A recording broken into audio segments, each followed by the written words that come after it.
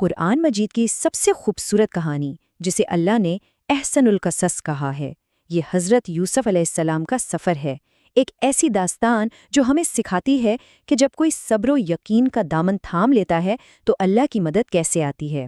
تو چلیے مل کر اس کہانی کے سبق آموز پہلوؤں کو سمجھتے ہیں اور دیکھتے ہیں کہ کیسے ہر آزمائش کے پیچھے ایک بہت بڑی حکمت چھپی ہوتی ہے۔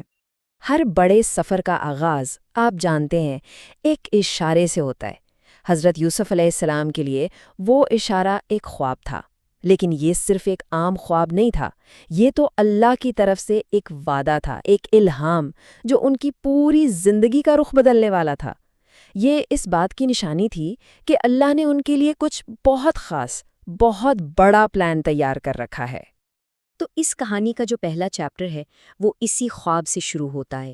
یہ کسی بچے کی معصوم سوچ نہیں تھی، بلکہ ایک پیغام تھا، ایک ایسی پیشن گوئی جس کی گہرائی کو صرف ایک نبی کا پاکیزہ دل ہی سمجھ سکتا تھا۔ یہ اللہ کی طرف سے ان کے مستقبل کی ایک جھلک تھی۔ حضرت یعقوب علیہ السلام جو خود بھی اللہ کے نبی تھے، وہ اس خواب کی اہمیت کو فوراً سمجھ گئے۔ انہیں اندازہ ہو گیا کہ یہ اللہ کی طرف سے ایک بہت بڑی خوشخبری ہے، لیکن وہ انسانی فطرت کی کمزوری یعنی حسد کے خطرے سے بھی خوب واقف تھے۔ وہ جان گئے تھے کہ یہ خواب آزمائش کا سبب بھی بن سکتا ہے۔ یہ صرف ایک باپ کی نصیحت نہیں تھی، بلکہ یہ ایک نبی کی حکمت تھی۔ وہ جانتے تھے کہ شیطان حسد کے ذریعے دلوں میں کیسے پھوٹ ڈالتا ہے، اور یہ نصیحت ہم سب کو سکھاتی ہے کہ اللہ کی نعمتوں کو ظاہر کرنے میں بھی عقل مندی سے کام لینا چاہیے۔ لیکن اللہ کا پلان ہمیشہ انسان کی سوچ سے بڑا ہوتا ہے۔ جس حسد کا ڈر حضرت یعقوب علیہ السلام کو تھا نا، وہی حسد حضرت یوسف علیہ السلام کی پہلی بڑی آزمائش کا سبب بنا، اور بس یہیں سے صبر اور یقین کے اس عظیم سفر کا آغاز ہوتا ہے۔ باپ کی محبت کا تھوڑا سا جھکاؤ بھائیوں کے دلوں میں حسد کی آگ بھر چکا تھا۔ ان کا پلان صرف یوسف کو تکلیف دینا نہیں تھا، بلکہ انہیں ہمیشہ کے لیے اپنے راستے سے ہٹا دینا تھا۔ یہ واقعہ ہمیں دکھاتا ہے کہ حسد جیسی بیماری انسان کو کس حد تک اندھا اور ظالم بنا سکتی ہے۔ اب یہاں دیکھیے، دو بالکل الگ چیزیں ہو رہی ہیں۔ ایک طرف بھائیوں کا دھوکہ اور ظلم تھا، اور دوسری طرف حضرت یعقوب علیہ السلام کا صبر جمیل۔ یہ وہ صبر ہے جس میں کوئی شکوہ نہیں ہوتا، کوئی شکایت نہیں ہوتی، صرف اور صرف اللہ پر کامل بھروسہ ہوتا ہے۔ اور یہی وہ رویہ ہے جو ایک مومن کو ہر مشکل میں اپنانا چاہیے۔ کنویں کی تاریکی سے نکل کر حضرت یوسف علیہ السلام کا سفر مصر کی چمکتی ہوئی روشنیوں کی طرف بڑھتا ہے، لیکن یہ روشنی اپنے ساتھ نئی اور شاید پہلے سے بھی زیادہ کڑی آزمائشیں لے کر آئیں۔ اب امتحان صرف جسمانی نہیں تھا، بلکہ ایمان اور کردار کا تھا۔ یہاں اللہ کی حکمت کا ایک اور پہلو سامنے آتا ہے۔ سوچنے کی بات ہے، کنویں سے نجات تو ملی، لیکن آزادی نہیں بلکہ غلامی۔ یہ ہمیں سکھاتا ہے کہ اللہ کے پلانز اکثر ہماری سمجھ سے بہت اوپر ہوتے ہیں۔ جو چیز بظاہر ایک مشکل لگ رہی تھی، وہ دراصل ایک بہت بڑی کامیابی کی طرف پہلا قدم تھی۔ مصر میں آزمائشوں کا ایک پورا نیا سلسلہ شروع ہوا۔ پہلے عزیز مصر کے گھر میں غلامی، پھر کردار اور ایمان کا سخت ترین امتحان، اور آخر میں بالکل بے گناہ ہوتے ہوئے بھی قید خانے کی تنہائی۔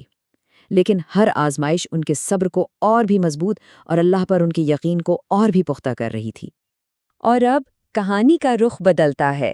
ایک لمبی اور تاریک رات کے بعد صبح کی پہلی کرن نمودار ہوتی ہے۔ اب ہم دیکھتے ہیں کہ کس طرح صبر کا پھل میٹھا ہوتا ہے اور اللہ پر کامل یقین نجات کا دروازہ کھول دیتا ہے۔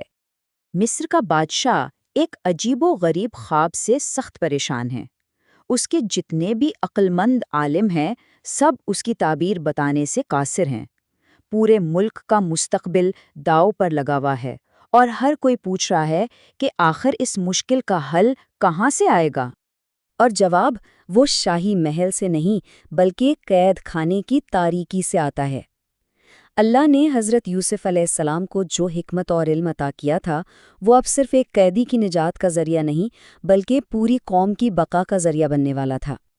انہوں نے نہ صرف خواب کی بالکل عین درست تعبیر بتائی، بلکہ اللہ کی دی ہوئی حکمت سے اس آنے والی آفت سے نپٹنے کا ایک پورا پلان بھی پیش کر دیا۔ یہ صرف ذہانت نہیں تھی، یہ توکل اور تدبیر کا بہترین ملاپ تھا۔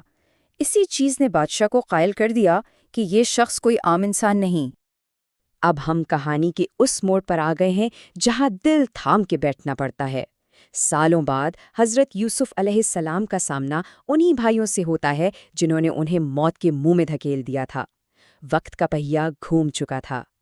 قحط سالی ان بھائیوں کو گھسیٹ کر مصر لے آتی ہے، جہاں وہ غلے کے لیے ایک طاقتور حاکم کے سامنے جھکے ہوئے تھے۔